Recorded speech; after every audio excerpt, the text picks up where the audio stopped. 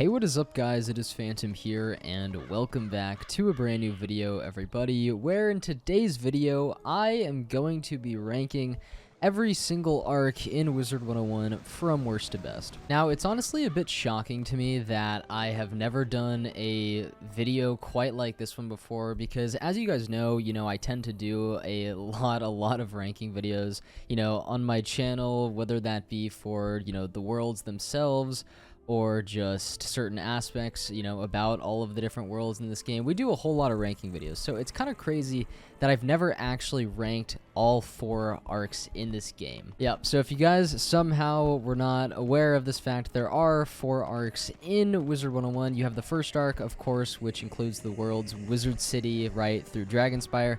There is the second arc, which includes the world's Celestia through Chrysalis. There's the third arc, which is the shortest one. It includes the world's Polaris all the way through Imperia. And then there's the fourth arc, which includes the world's Caramel through Novus. And it is also the arc that is unfinished as of right now at the time, of me recording this video. So yeah, I'm just going to be ranking each arc, based on my own personal enjoyment, right, of it. And a lot of factors can kind of go into that, though. Of course, like nostalgia, right, the actual look of the arc, the quest line and how tedious it is, and all of that stuff. Each one of these things, combined just simply amalgamates into my, general feelings that I have on each one of the arcs. So anyways, hopefully all of that makes sense, but without further ado, let's just hop into the ranking. Alright, so coming in last place in terms of all of the arcs in the game right here, I don't think this is going to be a surprise for many people, especially if you have watched my channel a bit in the past, but yeah, I'm going to have to put the second arc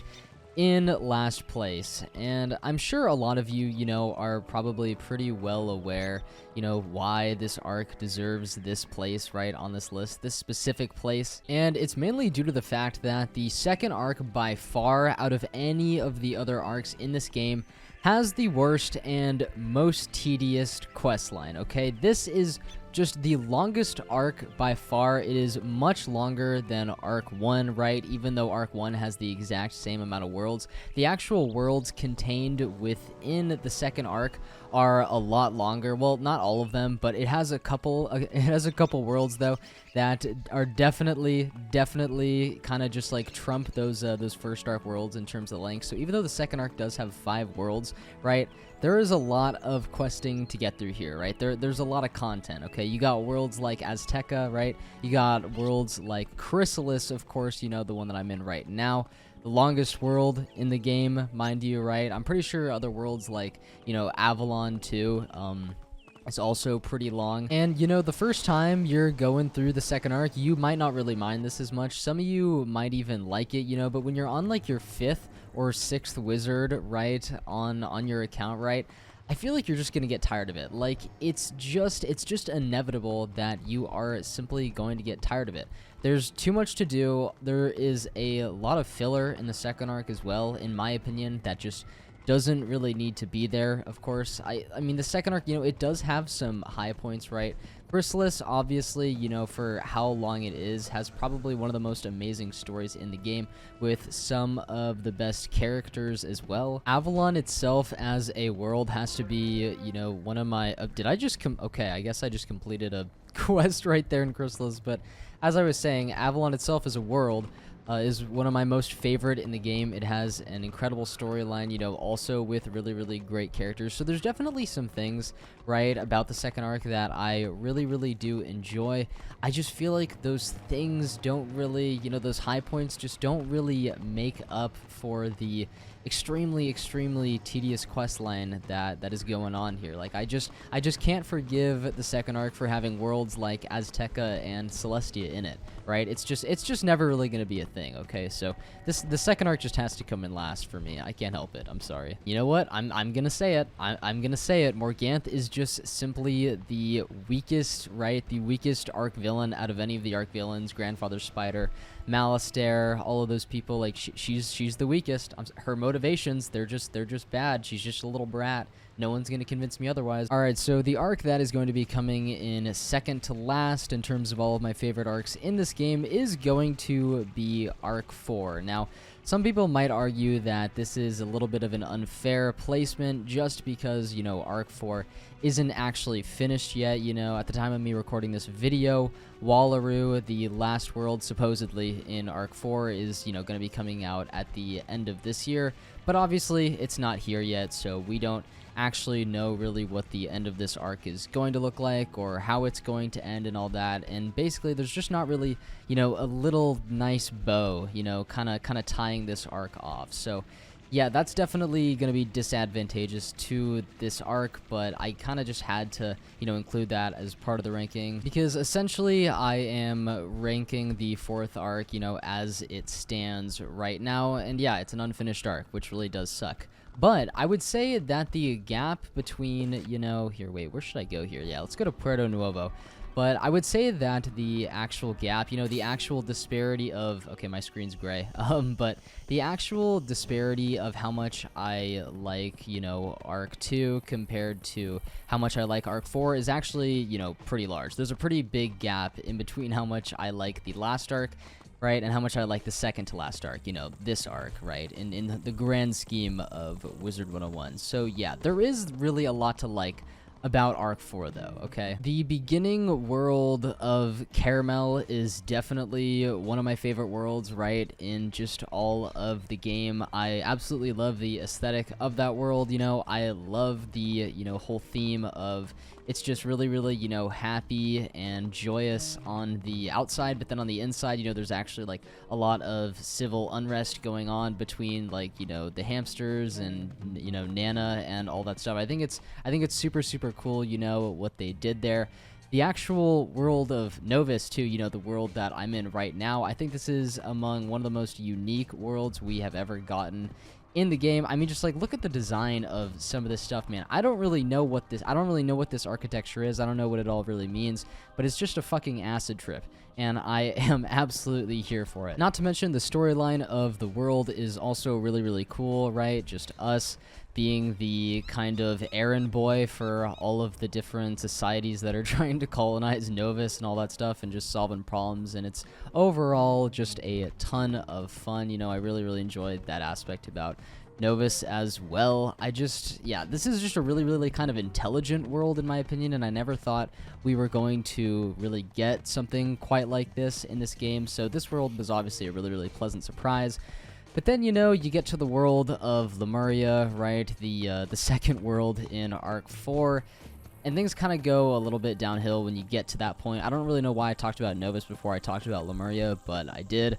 Yeah, Lemuria is kind of just the definition of mid, I don't know, like just a mid-world in terms of all the worlds in this game. There's really no better way to describe it.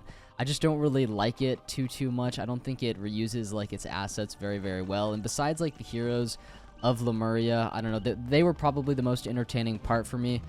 But that world is just, I don't know, it just really doesn't do it for me and kind of brings the whole of Arc 4 down quite a bit. But the other two worlds though, I like quite a bit. So, you know, we'll see how Wallaroo is received, right, by everybody, but that world obviously has yet to come out, and that is working to the 4th arc's detriment, unfortunately. Not to mention, just real fast here, the actual quest line of Arc 4 is not bad at all whatsoever. Like, all 3 worlds, Caramel, you know, Lemuria, and Novus, are all pretty painless to get through, though, so I gotta give it some points for that, right? Definitely not the most tedious experience, and much better than Arc 2. So yeah, I just had to throw that in there. But regardless, it is still going to be coming in a second to last. So anyways, let's go ahead and move on to the next arc. Alright, so the arc that is going to be coming in second place is going to be the first arc. Now, oh my god, guys, like, do I love this arc, okay? I mean, like, let's be real here. Who doesn't love the first arc? I mean, it is just,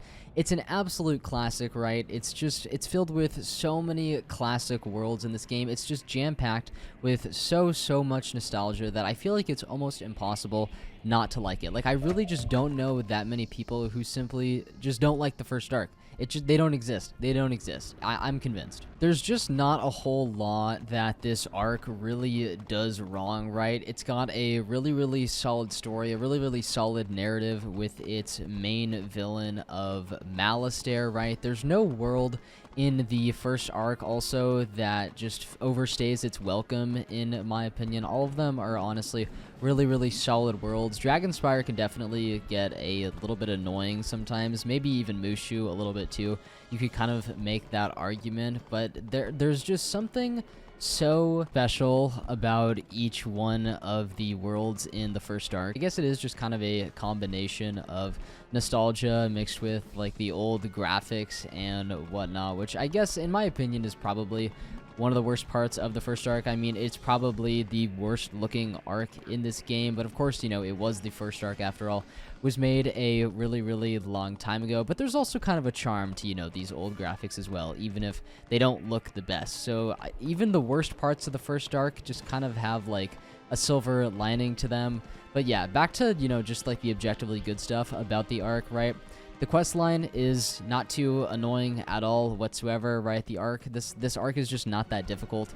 It's also paced really, really nicely, right, in most parts, and I just never have a bad time, you know? I just never have a bad time when I am questing through the first arc. I don't really know where I'm going here.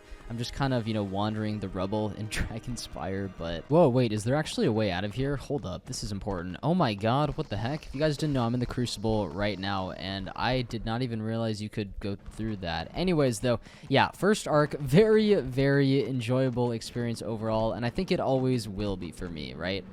It's just timeless. I don't really think anyone is going to argue that point with me either. Like I said, I just don't really see first arc haters out there.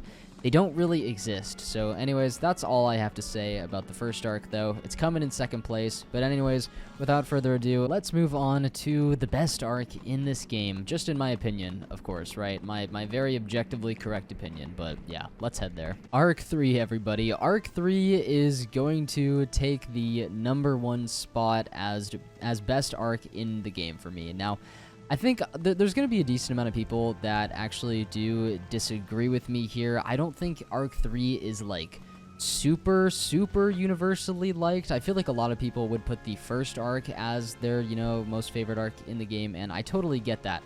But when I was just looking over all of the arcs, like, Arc 3 really stood out to me as something special, and there's just so much here that I absolutely love, okay? Arc 3 just sports here. Where should we go here? Let's go to Port Arrow. So Arc 3 just itself sports 3 worlds, right? Polaris, Mirage, and of course Imperia. And all of these worlds honestly just hit, in my opinion. All 3 of them are just super incredible worlds in their own way, and there's just not, like, Arc 3, it just doesn't miss, you know? It just doesn't miss in terms of all the worlds contained within the arc. Polaris, right, is probably like a top 3 world for me, you know, best paced world in the game, you know, it's not too difficult, also has a really, really good storyline. Mirage's world building is absolutely insane, you know, the world's not really too annoying either and doesn't overstay its welcome. Imperia is the one that's probably the most controversial, I would say, for most people, right? And I would say that, you know, Part 1 of Imperia is definitely significantly worse than Part 2, but Part 2 definitely makes up for it in a lot of ways. I mean, just take a look at the beautiful aeroplanes here, man. This is an area contained within Imperia Part 2, and it just kind of makes me happy whenever I look at it. You know, whenever I'm here, the vibes are just absolutely impeccable. So besides a few parts of Imperia, Arc 3, I would say, is relatively painless to get through.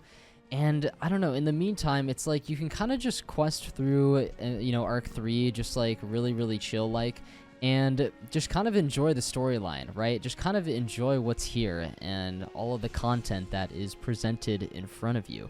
The storyline is just really, really good though, man. I mean, just like the narrative that is painted between Raven and Spider, like, it's just so good. Their dynamic is absolutely incredible, right? The whole twist that Spider wasn't actually a villain, you know, all along is just one of my favorite twists in the game, to be completely honest. And I think something like Arc 3 is just never really going to happen again. I think Arc 3 is seriously where Wizard101's writing was at its peak, right? They just did such a good job, and Imperia with the husk and all of that and its conclusion, was just so great. It was just so satisfying, right? And ended Arc 3 really well. And I'm not sure if any arc can really do it better. Like I said previously in the video when I was talking about Arc 4, right? Arc 4 isn't done yet. It's still, there's still, you know, time for that to, you know, have a really good ending and just absolutely blow Arc 3 out of the water. But I just don't think it's going to happen. I just really don't think it's going to happen. I don't think Arc 3 is really going to be topped. And yeah, guys, for all of those reasons, that's why I'd put Arc 3 at number 1. So anyways, that's pretty much going to be it for this video, though, everybody. I really hope you did enjoy. If you did, you could always leave a like on the video or subscribe to the channel, as those two things would help me out immensely, but it is totally up to you. So yeah, let me know your guys' rankings down in the comments and your justification for, you know, ranking the arcs that way and whatnot. And I'll see you guys next time. So take care, everybody. Have a good day, and peace out. I'll see you later.